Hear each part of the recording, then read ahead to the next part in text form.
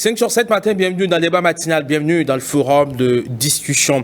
Une visite manquée des députés, les démocrates, Arikat Madougou en détention, fait grand bruit dans l'opinion. Les élus du parti d'opposition n'ont pas pu voir leurs camarades alors qu'ils en ont formulé le besoin. Manifestement, pas conforme au protocole, relève le procureur spécial de la Criette, Mario Metonou. L'affaire est même en passe de tomber dans la récupération politique. On décortique pour vous ce qui aurait pu être un malentendu, sauf qu'en politique, rien, absolument rien n'est jamais anodin. Et puis, nous allons nous intéresser également au Sénégal où c'est fait. Dès demain, Bassirou Diomaye Faye va entrer dans ses attributs de président de la République. Les instances en charge de proclamer les résultats ont entériné la victoire du candidat du PASTEF, crédité officiellement de plus de 54% des voix. Après l'euphorie, place au travail. Nous nous intéressons au chantier prioritaire du tout nouveau président. Et puis, au Togo, une révision constitutionnelle fait polémique. Les députés ont voté, malgré leur fin de mandat, une réforme constitutionnelle qui acte évidemment un changement de régime. On parle d'un régime parlementaire plutôt que présidentiel. L'opposition est vent debout. Le président Faure Gnassingbé a demandé une deuxième lecture. Nous allons nous pencher sur cette actualité avec mes francs-parleurs du lundi qui en ont Francis Elojatade. Bonjour et bienvenue. Bonjour Emmanuel. Analyste politique, expert en gouvernance. Merci d'avoir répondu à notre invitation. C'est moi qui suis très honoré. Alphonse Moïse Soulé, bonjour et bienvenue. Bonjour à vous, chers confrères. Bonjour à toutes et à tous. Merci donc d'être avec nous une fois encore ce matin. Et puis, Sergino Lokossou, journaliste éditorialiste du quotidien Le Matinal. Bonjour Sergino. Bonjour Emmanuel, bonjour à tous. Merci donc d'être avec nous également pour décortiquer l'actualité politique du Bénin, bien sûr. Alors, vous avez suivi justement cette information avec les députés du parti, les démocrates qui sont rendus chez Arikat Madougou et qui malheureusement n'ont pas pu rendre visite à leurs camarades. Oui, j'ai suivi cette actualité, pardon. Je crois que nous sommes dans le champ purement politique. C'est une affaire politique et les démocrates, à mon avis, ont quand même essayé d'aller rendre visite à une des leurs qui est en prison. Et puis, finalement, ils n'ont pas pu voir cette prisonnière. Je pense que cette affaire, ça concerne d'abord des acteurs politiques et qui ont souhaité aller rendre visite à une des leurs en prison et qui n'ont pas pu. Pourquoi ? Parce que il y a quand même des règles qui éditent les prisons civiles qu'il faut respecter. Et quand vous prenez le procureur de la Criette a quand même expliqué dans son communiqué qu'il y a quand même un certain nombre de règles à respecter. Je crois aujourd'hui que les démocrates, ils ont mieux à faire que de prendre cette affaire pour quand même faire du marchandage, enfin de la récupération politique.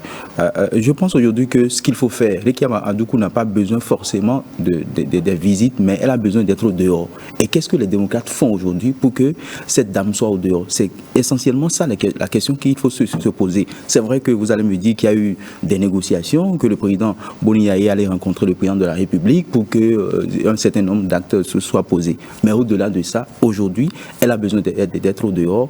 Elle a besoin quand même d'être soutenue. Soutenue, c'est pas forcément à la prison civile, c'est peut-être au dehors. Sa famille a besoin de la voir au dehors. Mais aujourd'hui, c'est vrai que si vous voyez le timing qui a été choisi, nous sommes à quelques encablures, sinon à quelques mois de la présidentielle, enfin des élections générales de 2026, et les partis politiques cherchent toujours quand même des raisons à montrer, pour montrer au peuple que voilà, on fait de la misère à un des nôtres, on ne permet pas que nous allions la voir en prison, et donc ça permet au peuple, nous sommes un peuple et nous sommes souvent du côté des victimes. Et vous allez voir, dans le champ politique, ce qui a souvent marché, c'est que quand tu es victime, ça marche, tu gagnes dans l'estime du peuple, et finalement, le peuple te choisit. Aujourd'hui, je pense qu'il faut quand même aller au-delà. C'est pas forcément le fait d'être victime, de se positionner comme une victime qui fait la chose, mais c'est de faire des actions concrètes, c'est de s'engager. Et quand vous prenez les démocrates, je crois que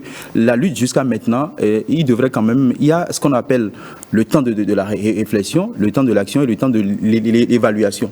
Et quand ils évaluent aujourd'hui ce pan de leur lutte, c'est-à-dire revoir les prisonniers politiques qui sont en prison, les voir au dehors, qu'est-ce que ça a donné? Et je pense que quand ils vont jeter un regard sur le tableau de bord, ils verraient qu'il y a quand même petites avancées en ce qui concerne cette lutte. Donc, je pense qu'à leur niveau, ça devrait leur pousser à revoir leur stratégie. La stratégie, est-ce que c'est d'aller en groupe pour aller dire qu'on veut aller rendre visite à une prisonnière politique ou d'aller de façon individuelle? Et je pense aujourd'hui que aller lui rendre visite, c'est une bonne chose, c'est la soutenir, mais au-delà de cette visite, il faut quand même mener des actions concrètes pour quand même essayer de travailler à la voie dehors, parce que la lutte, ça ne se fait pas en prison, la lutte se fait dehors, et ils ont tout intérêt, les démocrates, à travailler à ce qu'elle puisse sortir de la prison, pas aller de façon groupée pour dire qu'on veut la voir.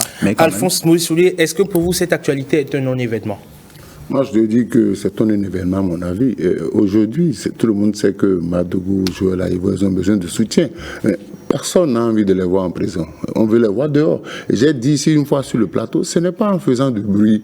Il faut faire du lobbying. Le chef de l'État avait été clair. Il avait été clair qu'il n'entend pas gracier Madougou. Donc, il faut changer de stratégie.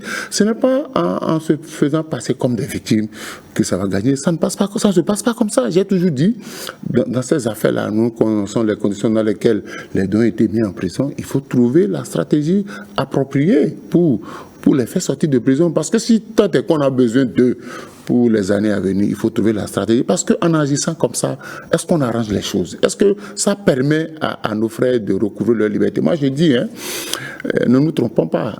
Nous sommes en 2024. Les élections générales sont pour 2026. On a déjà voté le code électoral. Si, entre-temps, on ne changeait pas de stratégie, c'est-à-dire que si on ne demandait pas une autre lecture du code, il faudrait qu'aujourd'hui, les démocrates, moi, je les aime bien, mais quelle est l'offre politique qu'il nous propose aujourd'hui? 2026 est déjà là. Il faut prendre le cas des pays autour de nous. J'aime bien Sonko. Il s'est battu. Qu'est-ce qu'on nous propose pour 2026? Tout le monde a dénoncé certains aspects du code qui a été voté récemment. Moi, je souhaiterais bien que les démocrates maintenant, parce que écoutez, en 2021, qu'est-ce qui a fait que Madougou s'est retrouvé en prison? On n'avait pas vite décidé de qui sera candidat des démocrates. Nous sommes en 2024, on devait déjà avoir une lumière sur les éventuels duos que le Parti des démocrates nous propose. Quel est le programme de société qu'on nous propose? Qui sont les membres qui peuvent être sur la liste? On ne nous dit rien. On veut implorer peut-être la pitié du peuple. Je dis non. Nous sommes sur un terrain politique. Quand la route A n'a pas marché, proposer la route B. Donc pour moi, il faudrait que les démocrates réfléchissent et pensent à 2026, c'est-à-dire un projet de société, les éventuels candidats. Parce que dans la désignation de leurs candidats en 2021, qu'il vous souvienne que tout le monde savait que Joël Aïvo serait le candidat du Parti des démocrates. Mais voilà, autre chose est arrivé, c'est pas aujourd'hui qu'on va montrer du cœur à Joël Aïvo. Laissez-les, ils vont se battre. Le moment leur sonnera où chacun prendra ses responsabilités. Mais je dis, moi je souhaiterais que le Parti des démocrates fasse de la réelle politique. Ça, il ne faut pas aller... On sait très bien, en disant les principes, les visites groupées ne sont pas autorisées. Il y a des consignes qui ont été données. Pourquoi vous voulez forcer? Vous pouvez aller un à un. L'un va aujourd'hui, l'autre va demain, après-demain, ainsi de suite. Parce que quand vous allez à 8 personnes autour d'un seul prisonnier, ça va poser des problèmes. Donc moi, je crois que ça n'a aucune plus-value.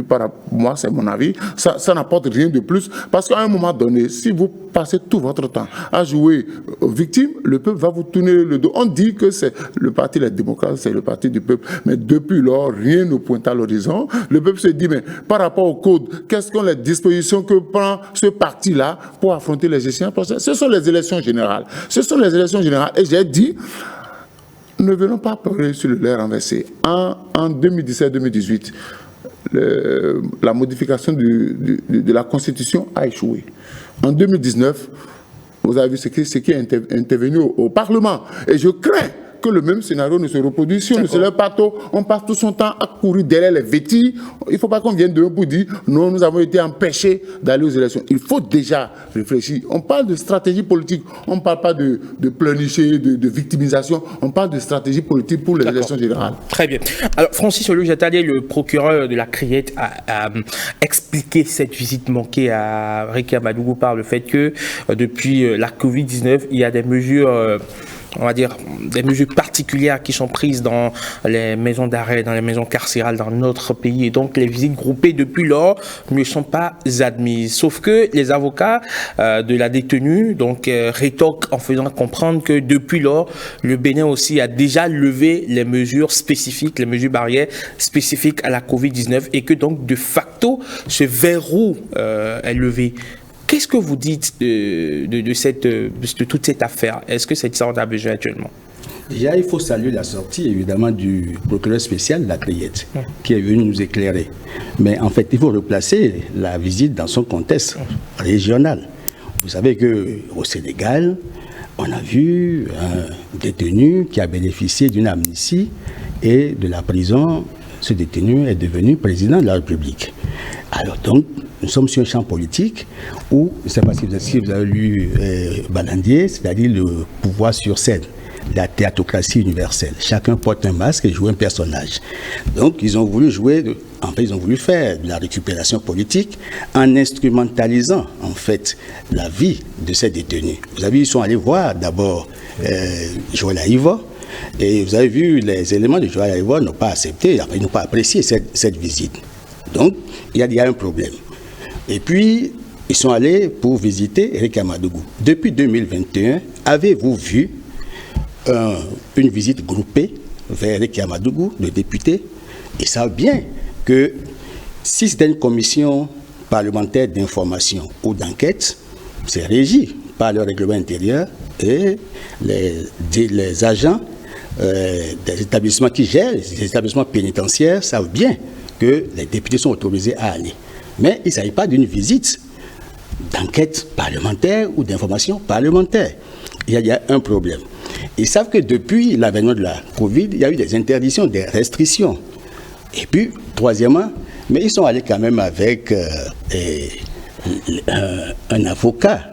Il peut profiter de l'expertise de ce spécialiste qui sait bien qu'il y a une ordonnance, je crois de 75, qui a été actualisée, modifiée, complétée, qui dit que pour aller visiter les détenus, il faut avoir un permis. Donc, il y a une démarche protocolaire à suivre. S'ils ont pu violer toute cette démarche, c'est certainement en méconnaissance des tests. Et c'est inquiétant pour des acteurs politiques qui ambitionnent diriger le pays. Je constate évidemment que nous sommes à quelques mois, quelques années, parce que des échéances de 2026, et on veut capitaliser évidemment un certain nombre d'actes de fait. Le Bénin n'a pas besoin de ça. Les acteurs politiques savent bien que Eric Amadougou a besoin de sortir. Il y a eu des pourparlers, en fait, des échanges entre, je crois, le chef de l'État, qui est en exercice, avec son homologue, en fait, le président Boni Yayi. Ils ont échangé sur la possibilité d'offrir des portes de sortie. Bon, maintenant, je crois que ils n'ont pas encore trouvé le meilleur mécanisme. Il faut continuer à engager les réflexions de sorte que, bon, il y ait un allègement des peines. Qu'on trouve une solution pour que Joël Aïvo et Eric Amadougou puissent sortir de l'univers carcéral. Alors, donc, il ne s'agit pas d'aller en groupe rendre des visites. Ça servirait à quoi? Ce qui a choqué davantage, c'est que on a accepté la visite pour Joël Aïvo et que derrière, on n'est pas accepté pour Ricky Amadougou. On a annoncé des sanctions pour les autorités pénitentiaires, justement, donc, qui ont accepté ou qui ont favorisé cette visite au professeur de droit qui est donc depuis dans les liens de la détention. On apprend même si depuis lors, il n'y a pas encore une information, une communication officielle, on apprend même que le régisseur serait relevé de ses fonctions pour faute grave, bien sûr. Mais vous savez que nous sommes astreints au respect des tests.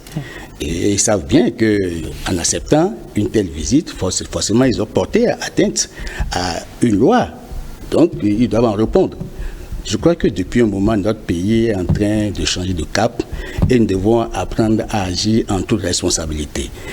Autant il vous est permis de poser des actes, autant vous devez accepter, assumer la responsabilité des actes que vous posez. Ce qui s'est passé est regrettable. Parce que s'ils s'étaient informés, il n'aurait pas dû aller créer cet incident. C'est un incident malheureux, mais ça ne donne pas, en fait, ça n'entache pas la qualité de la démocratie béninoise, puisqu'on sait bien que il y a des textes qui régissent en fait les visites au sein des établissements pénitentiaires. Et il y a une démarche à adopter. Ils ont peut-être manqué d'éclairage. Mais je sais qu'ils ont un jeune avocat, l'avocat de Rekia Madougou, qui quand même est un jeune très compétent. Il aurait pu leur dire qu'il y a quand même des préalables. Et ces préalables n'ont pas été remplis. Lui, il estime, justement, parce qu'ils ont pondu un communiqué, il estime, Sergino, que les arguments avancés par le procureur de la Cour spéciale donc, de répression des infractions... Donc, le procureur spécial. Le procureur spécial de la Cour de répression des infractions économiques et du terrorisme. Donc, les arguments avancés par Mario et l'homme Métonou manquent un peu de consistance. Oui, vous savez, nous sommes en démocratie, comme l'a rappelé, et chacun a le droit de porter son jugement de valeur sur tel ou tel acte posé par telle autorité. Je pense que l'avocat de Rekia Madougou, Maître Renaud Agbodjo, et un autre dont Maître Stasi, ils ont quand même relevé des contradictions d'après ce que j'ai lu dans le communiqué du procureur spécial de la CRIEN, notamment en ce qui concerne la restriction des mesures du coronavirus, en ce qui concerne le coronavirus, et en dehors de ça, le fait qu'on ne doit pas rendre visite de façon groupée à un détenu ou à une détenue politique. Je pense qu'ils sont dans leur droit de lire autrement, parce qu'il faut avoir quand même plusieurs grilles de lecture en ce qui concerne le communiqué du procureur spécial. On ne peut pas les conduire à l'abattoir pour ça. Ils sont dans leur rôle, ils sont des opposants, ils doivent contredire ce qui se dit. Mais le fait de façon objective, c'est ce que nous voulons. Et aujourd'hui, ce matin, moi je pense que les démocrates ont tout à fait à revoir leur stratégie. C'est ce qu'on va souhaiter. Ils n'ont qu'à revoir leur stratégie pour quand même permettre à ce que les détenus politiques, notamment le professeur de droit Joël Aïvor et Rekia Madougou, puissent quand même recouvrir leur liberté. Et je crois que l'aîné Alphonse Moïse Soudé l'a dit, il faut faire un lobbying pour pouvoir quand même accepter, retrouver, voir les détenus en liberté. Et je pense que comparaison n'est pas forcément raison quand on compare la situation du Bénin à celle du Sénégal. C'est vrai que vous allez me dire que de la prison, ils sont devenus politiques, mais ça n'est pas évident. Et qu'au Bénin, qu'on quitte la prison pour devenir président de la République dans ce contexte-là, dans ce contexte où on parle du nouveau code électoral. On peut toujours y croire. Oui, on va que quelqu'un a quitté quand même. On va y croire. Mais je voudrais dire que comparaison n'est pas forcément raison. Mais en gros, ce qu'on va souhaiter, c'est que cette situation, à tout le moins déplorable, on va dire, parce qu'il paraît qu'on attend de voir au cours de la journée ce que ça va donner, si ça sera confirmé cette information ou le régisseur a été relevé de ses fonctions. Lui aussi, il a manqué d'objectivité. Peut-être il aurait dû appeler ses supérieurs pour savoir si il peut le faire. Mais au-delà de ça, je pense que les démocrates également doivent, comme je l'ai dit à l'entame, il y a un temps pour réfléchir, le temps de la réflexion. Est-ce qu'on peut aller de façon groupée? Et sinon pas derrière une autre idée, parce que je me dis, est-ce qu'on peut aller en nombre comme ça pour aller voir un détenu? Je ne pense pas. Même si ce n'est pas un détenu en griffe politique. Peut-être qu'ils estiment qualité de député, de parlementaire, ils auront un traitement spécial. Et je ne refuse pas, mais quand on est député, quand on joue ce rôle-là dans la République, il faut quand même jeter un regard dans les textes de loi de la République. Est-ce que les textes de loi de la République permettent un certain nombre de choses? Parce que eux autres, qui sont des députés, c'est eux qui savent comment les lois sont votées. Et donc, je pense que c'est à eux également de comprendre si un certain nombre de textes permet cette façon de faire ou d'agir. Je pense que nous sommes sur le champ politique. Ils ont peut-être leur façon de faire, mais souvent, ça ne cadre pas avec ce qu'on souhaite voir, ce qui est quand même de la réalité. Alphonse, ça peut paraître un procès pour les démocrates, mais quelque part aussi, on peut objecter qu'ils y sont allés de bonne foi, que c'est une visite de bonne foi qui s'est peut-être heurtée à un refus de l'administration pénitentiaire. Soit, dans ce dossier de libération de Joël Aïvor Madougou, depuis qu'ils ont commencé, ça a donné quoi? Ça a donné quoi? Rien. Et j'ai toujours dit, ce n'est pas comme ça que ça se passe. Ce n'est pas... Écoutez, on a parlé de libérer les étudiants à d'autres personnes. Et je dis, si les démocrates pensent que c'est ça qu'ils veulent utiliser comme offre politique, je dis non. Le programme de société, ce n'est pas libérer les prisonniers. Qu'est-ce qu'on nous propose? Nous sommes sur un terrain politique, d'accord. Il faut pas solliciter la pitié du peuple. Il faut convaincre le peuple de ce qu'on va faire. Ouais, dans le camp de la mouvance, beaucoup de choses se susurrent. Qui sera candidat, qui ne sera pas candidat.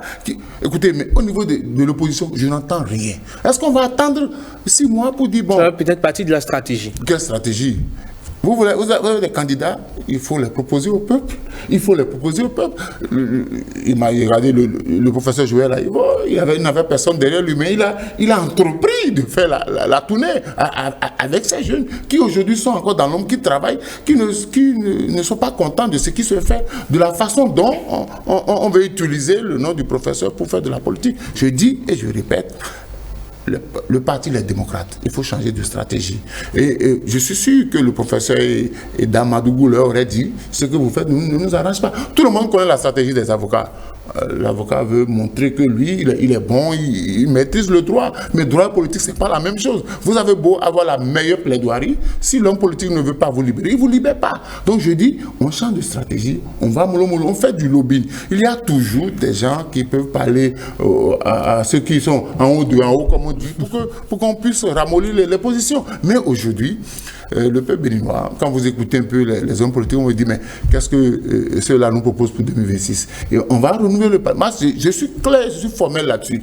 Avec le code que nous avons, faisons attention. Et moi, je dis au parti de l'opposition, si vous ne vous levez pas tôt, nous allons revenir ici en 2026, Dieu nous prêtera vie, on viendra pleurer encore sur le leur renversé, on va dire on a été écarté, on a un parlement monocolore, on a pris tous les maires. Je dis non, il faut déjà vous lever aujourd'hui. Le code a été voté. Commencez pas à élaborer vos stratégies. Si vous avez la chance, peut-être en 2025, alors, quand la majorité va changer de camp... Certaines personnes vont se demander quel est le lien que vous faites entre le code électoral et la visite manquée des députés à Ariki Amadougou. Vous ne savez pas que c'est de la récupération. Vous ne savez pas que c'est de la récupération politique. Le fait d'en parler un peu partout, on veut que tout le monde sache qu'il y a eu problème. Écoutez, il y a des gens qui vont rendre régulièrement visite au professeur Joël Aïno.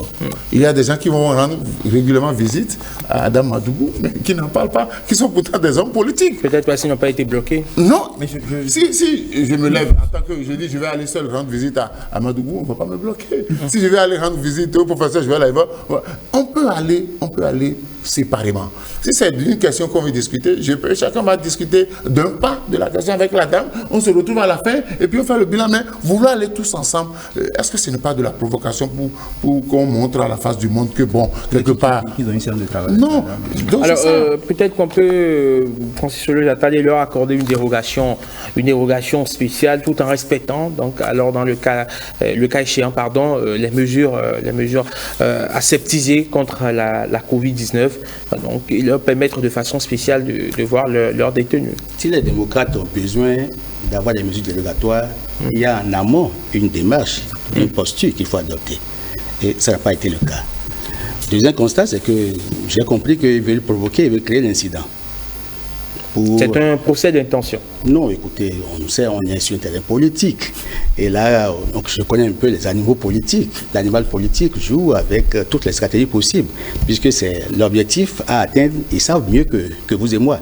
Et là, vous, les avocats qui apprécient, en fait, c'est leur droit. Les avocats, en fait, défendent une cause, non pas forcément parce que la cause est juste, mais parce qu'ils pensent qu'il est juste de défendre la cause. Il faut savoir lire leur comportement. Et deuxièmement, c'est que tout se passe, depuis que Ariki Amadougou a été incarcéré, je vais aller voir, tout se passe comme si il y a une tête qui veut, mais et puis il y a des actes qu'on pose qui ne vont pas dans le sens de la libération. C'est-à-dire, c'est un bicéphalisme que je n'arrive pas à comprendre. C'est un peu comme si on parle de la libération de Ariki Amadougou si précisément pour qu'il n'en soit jamais ainsi. Et on veut l'utiliser évidemment comme un butin de guerre qu'on va brandir pour la victimisation. Donc je crois que cette stratégie a été mal appréciée. Ça ne peut pas être opérationnel. C'est inopérant. Il faut évidemment que les gens cherchent à adopter d'autres stratégies. C'est à quoi? Parce que ce faisant, est-ce que véritablement on se demande, parce que j'ai causé avec certains intellectuels qui m'ont dit, est-ce que les démocrates veulent vraiment que Ariki Amadougou sorte? Parce que s'ils veulent, il y a des stratégies de couloir. Il y a en souterrain des actions qu'il faut mener. Il y a une démarche qu'il faut mener. Je crois que du point de vue de l'élégance du geste, j'ai quelques petits problèmes, quelques appréhensions. Et j'ai le sentiment, je ne ferai pas un procès d'intention, parce que là, j'opine sur le factuel et je prends le risque, en fait, de ne pas me faire brûler les doigts, comme ICA, parce que quand je dis trop la vérité, vous ne finissez pas vous faire brûler les doigts. Les démocrates, en fait, ont intérêt surtout à respecter les tests. Parce que démocrate, là, ça veut dire qu'ils ont fait l'option de la démocratie, ils veulent développer des comportements vertueux. Et vous savez que la démocratie, forcément, est un rempart contre l'instabilité. Il ne faut pas provoquer, en fait, des incidents inutiles. Ils doivent être les meilleurs modèles possibles. Et ils savent évidemment que pour aller visiter un détenu, il y a quand même une démarche. Et quand on veut aller en groupe, on est parlementaire, ils savent que est-ce que les tests, le règlement intérieur permet? Non. Le règlement permet que ce soit une mission d'enquête ou d'information. Si c'est le cas, il n'y a pas de problème. Bon, maintenant, l'avocat qui vous accompagne, parce que vous avez des conseils, l'avocat, vous le demandez, mais est-ce que nous pouvons aller en groupe? C'est une démarche qu'il faut mener, il faut mener cette démarche en amont. Et là, a posteriori, on ne va pas avoir des problèmes. Très bien. Donc, je crois qu'il y a eu, en fait... vice de procédure. C'est ça, c'est tout. Je voudrais, parce qu'on n'est pas tous amnésiques, je voudrais que le Parti des démocrates bénéficie de l'expérience de Bouri Yahya. Parce que moi, je m'amuse tout le temps à relire l'intégralité de la sortie médiatique de Bouri Yahya, 1er août 2012, que je demande aux démocrates d'aller lire. Il y a des stratégies qu'on utilise. Vous n'êtes pas sans savoir qu'à partir de 2012 jusqu'à l'avènement du président Patrice Talon, il y a eu des différences des deux hommes. Pourtant, des gens ont agi dans l'ombre.